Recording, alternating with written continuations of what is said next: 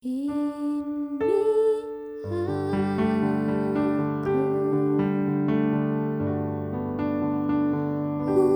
utus aku, ku dengar Engkau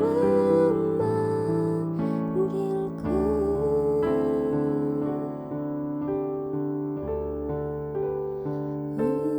Utus aku,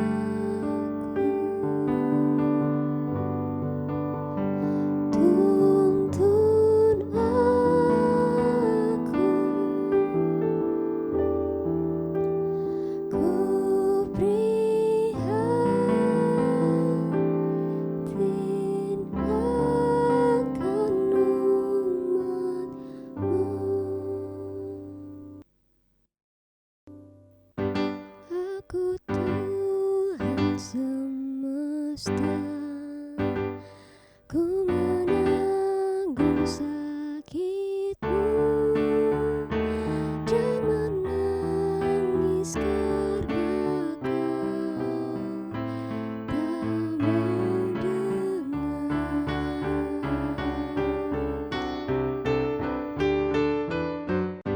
Kan ku rubah hatimu yang keras jadi lembut. Siapa bawa firman-Ku, utusanku. Ini aku, utus aku,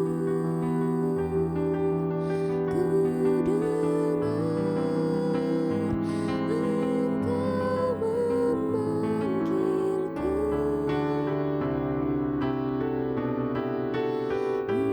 Utus aku,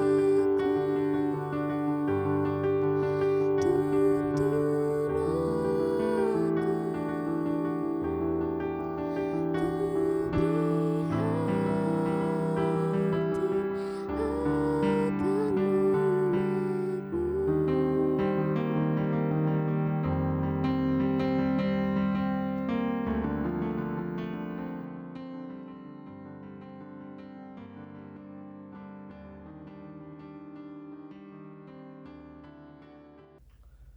Bapak, Ibu, dan Saudara, serta anak-anak yang terkasih dalam Tuhan, dalam rangka persiapan kita untuk merespon undangan Tuhan dalam perjamuan kudus yang akan kita terima pada Minggu Pentakosta tanggal 23 Mei 2021, kita akan mendasari kesiapan kita dengan perenungan sabda Tuhan. Dasar perenungan kita baca dari Matius pasal 7 ayat 12 sampai 14. Yang demikian: segala sesuatu yang kamu kehendaki supaya orang perbuat kepadamu, perbuatlah demikian juga kepada mereka. Itulah isi seluruh hukum Taurat dan kitab para nabi. Masuklah melalui pintu yang sesak itu, karena lebarlah pintu dan luaslah jalan yang menuju kepada kebinasaan, dan banyak orang yang masuk melaluinya. Karena sesaklah pintu dan sempitlah jalan yang menuju kepada kehidupan, dan sedikit orang yang mendapatinya. Amin. Bapak, Ibu, Saudara, dan anak-anak, seringkali kita punya kecenderungan yang sangat kuat untuk diperlakukan dengan baik oleh orang lain. Dari segi apapun, siapa sih yang tidak mau diperlakukan dengan baik? Ketika seseorang diperlakukan dengan baik, itu akan semakin meningkatkan citra dirinya, ya. Merasa dihargai, merasa ditempatkan dengan semestinya, merasa orang mengasihinya, memperhatikannya, dan itu membuat citra dirinya semakin baik. Sebaliknya, orang yang diperlakukan tidak baik, kurang baik, bahkan buruk, itu dampaknya juga tidak baik. Dampaknya juga buruk. Dia bisa kemudian merasa tidak percaya diri. Dia mengalami kecemasan diri, dia mengalami ketakutan, dia kemudian merasa tidak dihargai oleh orang lain, dan berbagai perasaan negatif itu akan menjadi bagian kehidupan yang akan merusak citra dirinya. Dan jika perlakuan tidak baik dia terima terus-menerus, orang akhirnya bisa pada titik di mana dia memutuskan sesuatu yang salah, memilih bunuh diri karena tidak diperlakukan dengan baik oleh orang lain, oleh orang-orang yang dianggap mestinya bisa lakukan itu. Ya, Bapak Saudara, kalau kita baca ayat tadi dengan lebih detail lagi, kita bisa melihat bahwa sebenarnya ajaran Tuhan tentang perlakuan yang baik, perbuatan yang baik itu, ayat 12, segala sesuatu yang kamu kendaki supaya orang perbuat kepadamu, perbuatlah demikian juga kepada mereka. Ini sebenarnya sebuah daur ulang pengajaran dari Tuhan. Karena apa? Di Taurat, khususnya di kitab-kitab yang memuat ajaran ini, salah satunya kitab Tobit, pasal 4 ayat 15 mengatakan, jangan berbuat kepada orang lain apa yang diperbuat kepadamu. Ini frase, ini sebuah kaidah yang terasa cukup negatif, ya. Jadi jangan berbuat kepada orang lain apa yang diperbuat kepadamu. Ini kaidahnya negatif. Maka Tuhan mendaur ulang menjadi pengajaran yang bermakna positif tadi, ayat 12. Apakah mudah melakukan ini? Apakah mudah berbuat baik, memperlakukan orang dengan baik dalam keseharian kita? Ternyata tidak mudah.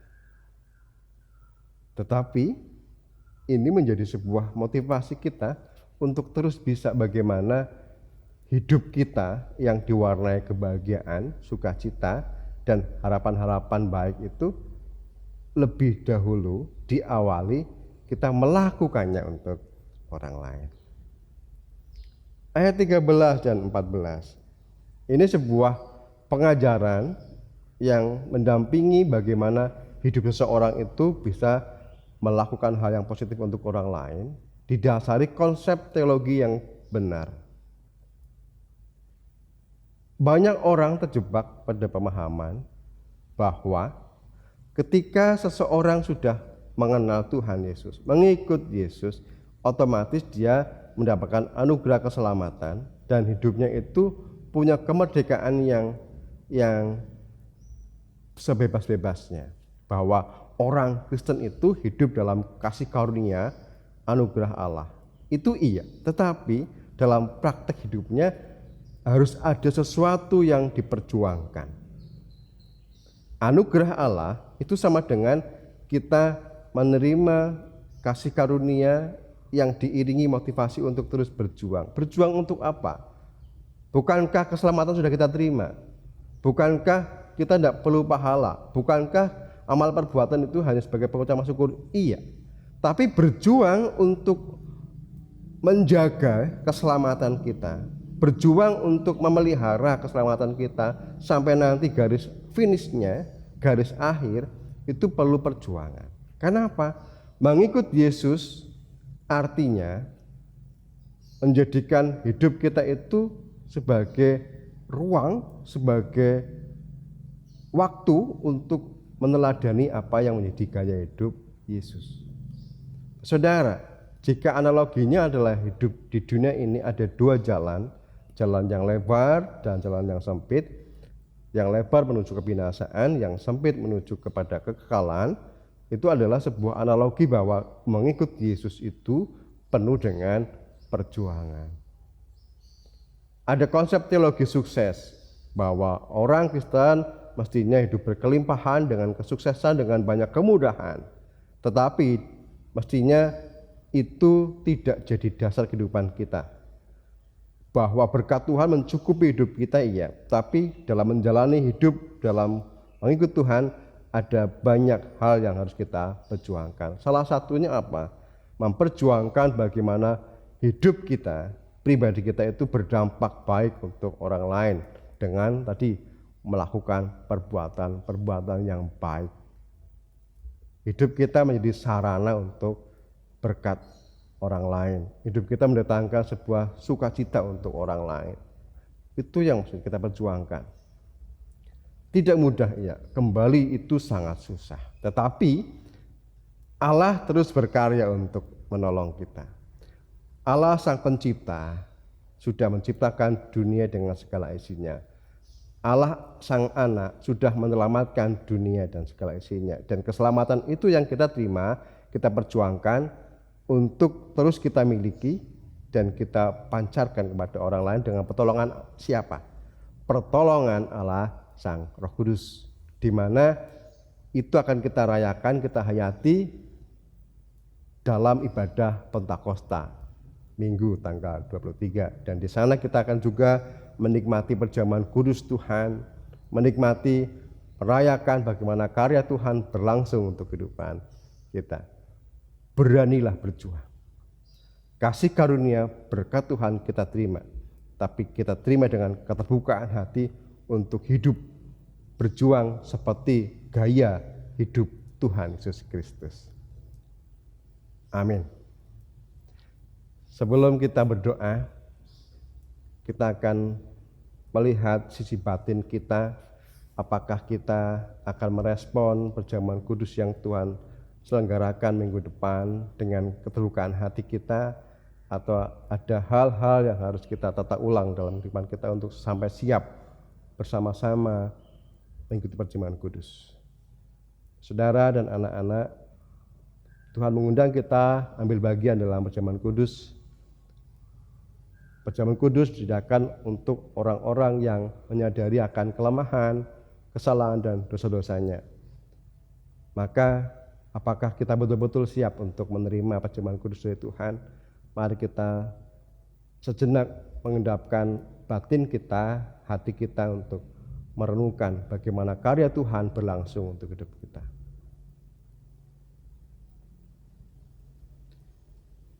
Apakah Bapak, Ibu, Saudara, dan anak-anak ikut ambil bagian dalam perjamuan kudus pada minggu besok? Terima kasih atas setiap respon dan tanggapan Bapak, Ibu, Saudara, dan anak-anak. Mari kita berdoa.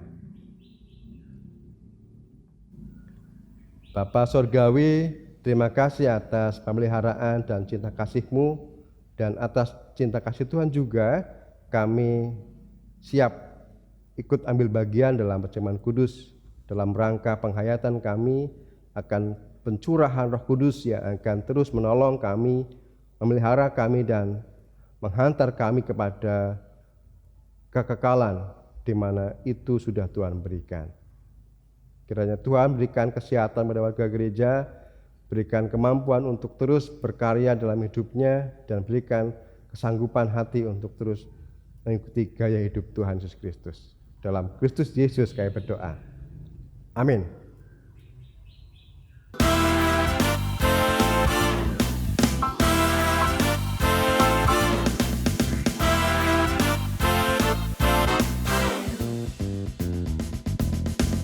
Di dalam dunia ada dua jalan, lebar dan sempit. Mana kau pilih? Yang lebar rapi